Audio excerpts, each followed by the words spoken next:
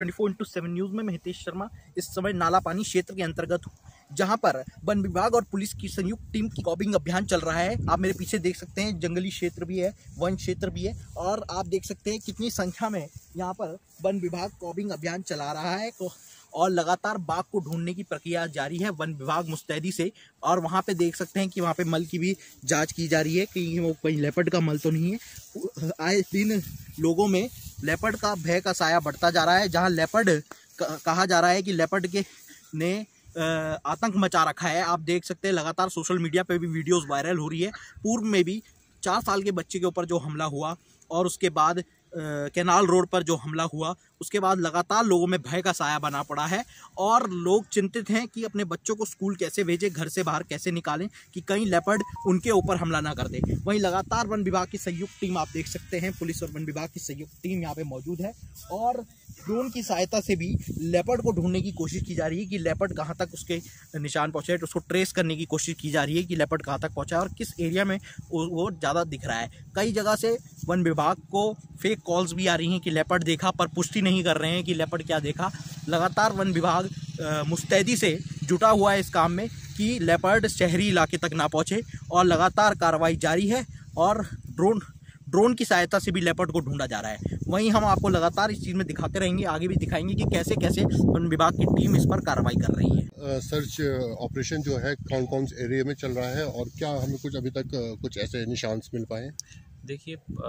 15 तारीख की रात की एक सीसीटीवी फुटेज हम लोगों को मिली थी, जिसमें इस क्षेत्र में लेपर्ड का मूवमेंट जो देखा गया था। उसके बाद से ही निरंतर वन विभाग द्वारा जो है यहाँ पे सघन एक जो है सर्च ऑपरेशन चलाया जा रहा है, जिसके क्रम में हम लोगों ने कल कुछ एरिया आइडेंटिफाई किए थे जहाँ हमें ऐसा लग रहा था कि शायद लेपर्ड के द्वारा उन क्षेत्रों को छुपने के तौर पे इस्तेमाल किया जा रहा है। तो ऐसे एरियाज़ को आइडेंटिफाई करके आज हमारा 40 वन कर्मियों का दल है, उनके द्वारा इस एरिया में जो है कॉम्बिंग की जा रही है और लेपर्ड्स के जो भी संभावित साइन है, उसके स्कैट सैंपल्स हैं, पग मार्क्स हैं या और भी कोई ऐसी इन्फॉर्मेशन जिससे हम जो है लेपर्ड को ट्रैक कर पाएँ और उसके मूवमेंट को आइडेंटिफाई कर पाएँ, वो सब चीज़ों की जो है तलाशी अभियान किया जा रहा है। किस तरह के हम उपकरण का इस्तेमाल कर रहे हैं? ड्रोन भी यहाँ पे देखा गया है। देखिए, जितने पॉसिबल इक्विपमेंट्स हो सकते हैं हमारे द्वारा शहर के अलग क्षेत्रों में 40 से अधिक कैमरा ट्रैप्स लगाए गए हैं। इसके अलावा आज देहरादून में जितने भी लोगों के यहाँ सीसीटीवी कैमराज भी हैं, तो उन लोगों की भी सहायता ली जा रही है। अगर कहीं पे लेपर्ड का निरंतर मूवमेंट आता है तो जिन घरों में सीसीटीवी कैमरेज लगे हुए हैं उनसे भी हमारे द्वारा अनुरोध किया गया है कि अगर कोई लेपर्ड की फुटेज या ऐसी आपके उसमें आती है तो आप हमसे साझा करें। इन सब सूचनाओं से जो है हमें लेपर्ड के एरिया को आइडेंटिफाई करने में, उसको ट्रैक करने में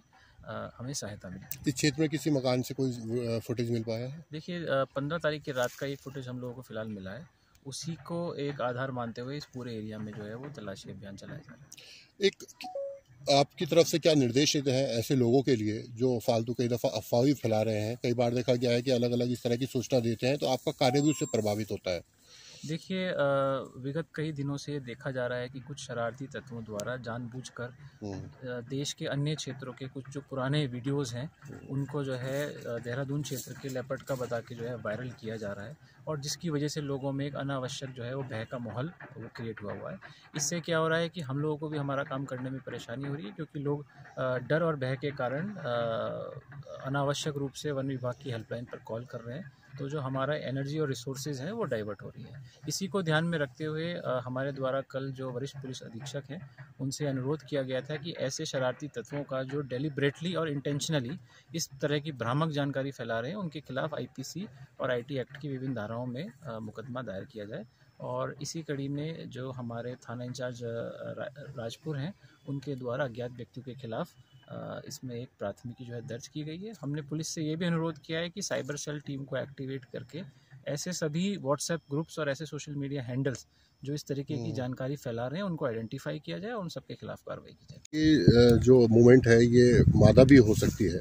तो क्या इसकी वजह मानी जाए कि ये आबादी की तरफ मूव कर गई? क्या कोई ऐसा कारण? देखिए, गुलदारों के शहरी क्षेत्र में आने के कई कारण हैं, जिसमें मुख्य कारण है कि जो आवारा पशु और जो कूड़े का निस्तारण लोगों के द्वारा किया जा रहा है उसकी वजह से जो कुत्ते और अन्य पशु आ जाते हैं तो वो लेपर्ड के लिए एक ईजी प्रे हो जाते हैं। और साथ साथ कई जगहों पर ये भी देखा गया है कि जब